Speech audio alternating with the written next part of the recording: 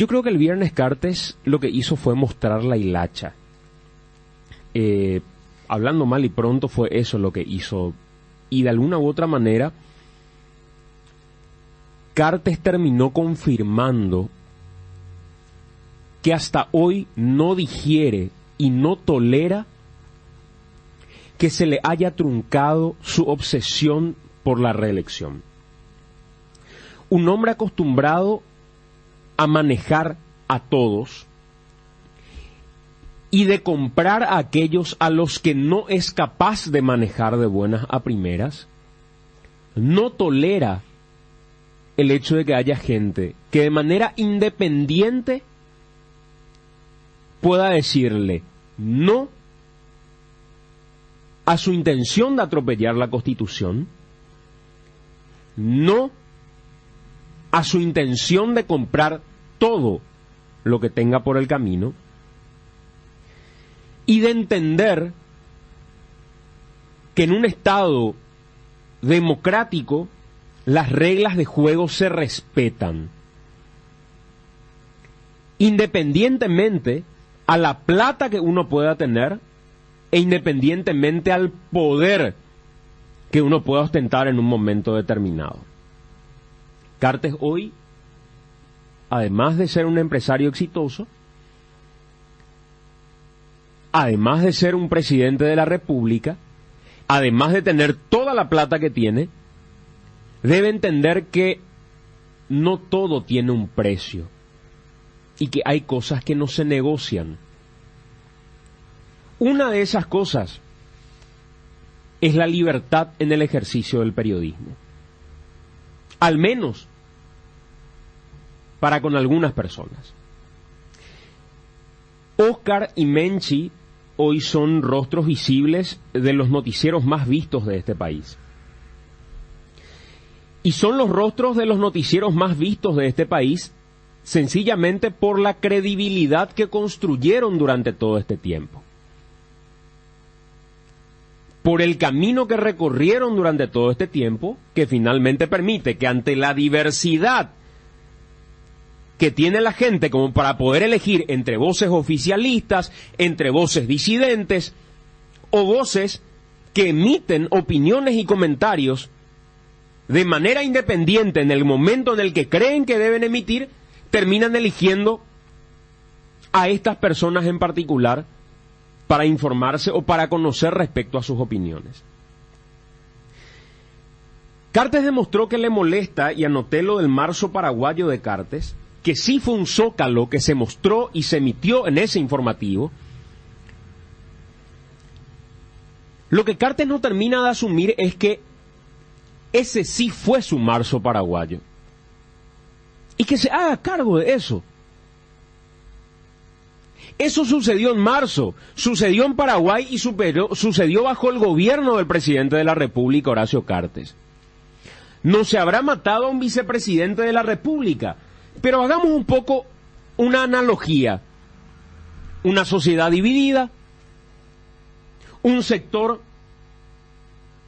representando las balas del poder de turno,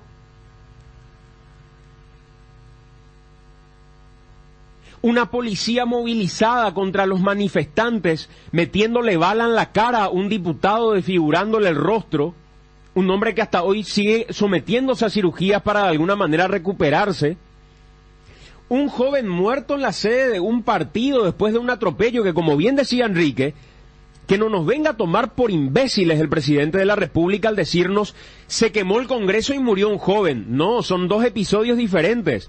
Sí, se quemó el Congreso, se incendió el Congreso, con la complacencia de la policía que desapareció del lugar y permitió que la gente avance. Que nos expliquen por qué pasó eso. ¿Por qué la policía abandonó el lugar que estaba cubriendo? Y el joven no murió en el incendio del Congreso. El joven murió cuando la policía de Cartes se fue, atropelló y mató a un joven en la sede de un partido político. Que no nos venga el presidente de la República con medias verdades a contarnos de refilón que mataron a un joven. Ese episodio fue gravísimo. atropellaron la sede de un partido político y a balazos terminaron matando a un joven que se encontraba en ese lugar. Hoy, el foco del presidente de la República está puesto en ese zócalo que le molesta, porque ese zócalo no es servir a él, no es servir a los intereses del presidente de la República, y no se maneja como él está acostumbrado a manejar las cosas. Poneme tal título y que este sea el enfoque de la noticia. Ese zócalo recogía lo que la propia gente decía en la calle. Si esto es como marzo paraguayo del 99, nosotros vamos a estar acá para resistir. Yo he entrevistado a señoras, a gente que salía de su trabajo y se iba por voluntad propia a ese lugar. ¿O qué es lo que pretendía Cartes? Que como en lugares donde él tiene influencia se pase película a esa hora, mientras la gente se estaba matando en la calle, que se pase dibujito, que a las 5 de la tarde, mientras la gente se iba convocando, a las 7 de la tarde, mientras la policía metía bala, y a las 8 de la noche, mientras se incendiaba un congreso, se esté pasando el sorteo de la quiniela. ¿Qué es lo que pretendía el presidente de la República? ¿Qué es lo que cree de la libertad de prensa y del derecho a la información que tiene la gente? ¿Cuál es lo que es su lógica? ¿Cómo funciona la cabeza del presidente que tenemos? A esa hora había que pasar el sorteo de la quiniela, o había que pasar un programa de chismes, o había que informar sobre el superviaducto que estaban planificando con la transmisión exclusiva de drones para el mundo. ¿Eso es lo que quería Cartes? Si eso es lo que quería, él hubiera renunciado a su intención de violar la Constitución desde un primer momento, no cuando la gente terminó tomándose en la calle con la policía. El fin de semana hacía un ejercicio y le preguntaba a todos los tuiteros que me decían: no, pero si se incitó a la violencia, se incitó a la violencia.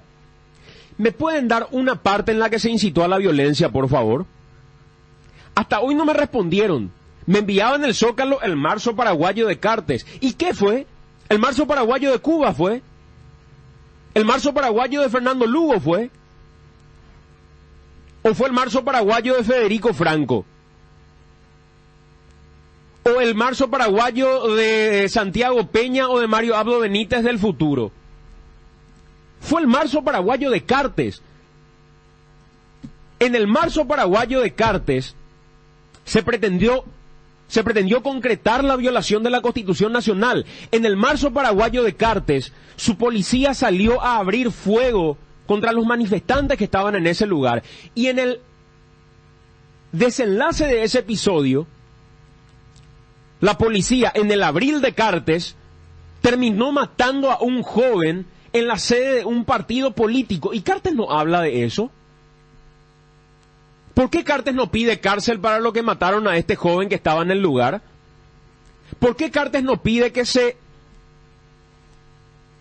decida y se esclarezca de una buena vez por todas cuál fue el cruce de llamadas entre la gente que decidió que había que hacer ese operativo en el PLRA?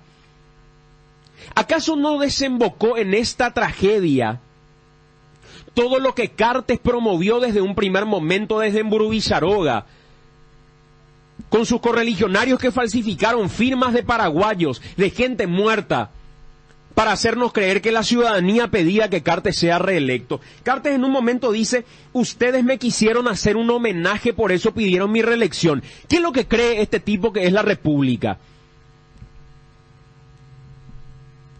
Cuando dice ustedes me quisieron hacer un homenaje,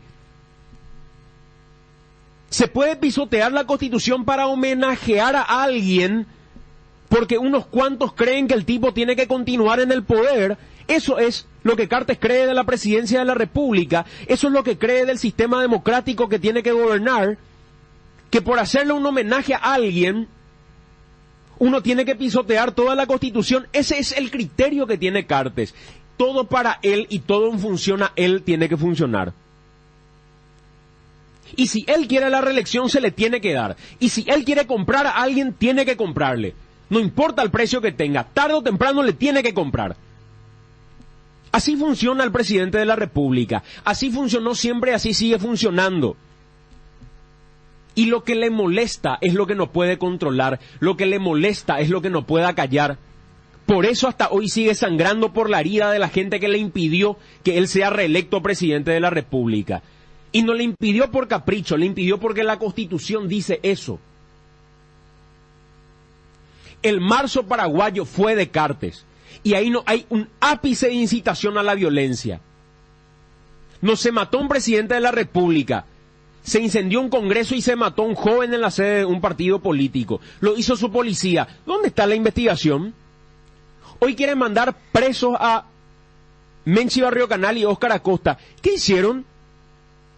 Dieron la cara en medio de una cobertura en la que muchos estábamos involucrados, transmitiendo lo que estaba sucediendo. Y lo que estaba sucediendo era lo que todos vimos en ese momento. No fue un montaje, fue una transmisión en vivo. No como esos videitos de cuarta que son los viralizados por el grupo Cartes, el grupo de sus políticos amigos, el grupo de sus viralizadores de videitos de cuarta, que nos quieren hacer creer por medio de montajes qué fue lo que sucedió ese día. Se transmitió en vivo, sin ediciones. La gente vio en ese momento lo que estaba sucediendo. Hasta ahora recuerdo cuando en un momento determinado de la transmisión dije, basta con esto. Acá se están enfrentando paraguayos y quienes deben dar la cara están escondidos. ¿Dónde está Horacio Cartes y dónde está Fernando Lugo? Ninguno de los dos apareció. Esperaron que se mate en la sede de un partido para horas después terminar dando la cara, obviando esas cosas que estaban pasando. Un presidente de la República que me viene a decir carabineros en un país que no tiene carabineros. Ni siquiera sabe qué tipo de policías tiene. Porque ese no es su foco. Su foco es él. El resto no importa. Es su reelección y punto.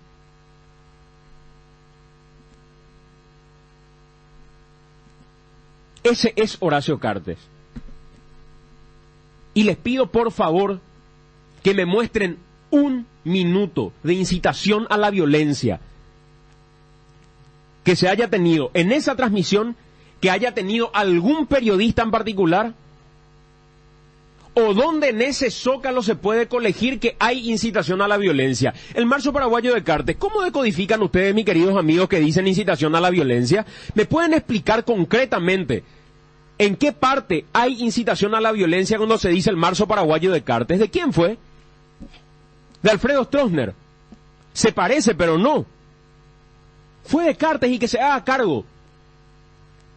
Que se haga cargo de sus muertos. Y lejos de pedir cárcel para periodistas cuyo pecado fue haber informado y dado la cara de lo que estaba pasando, que se haga cargo de meterle turbina a la fiscalía, como lo hace y como maneja.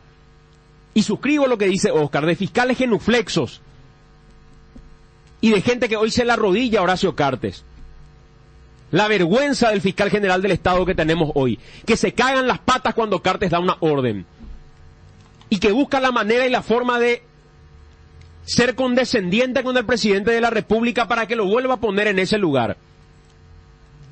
Claro que Cartes tiene hoy un copamiento de la República, claro que maneja la fiscalía actual y la fiscalía futura.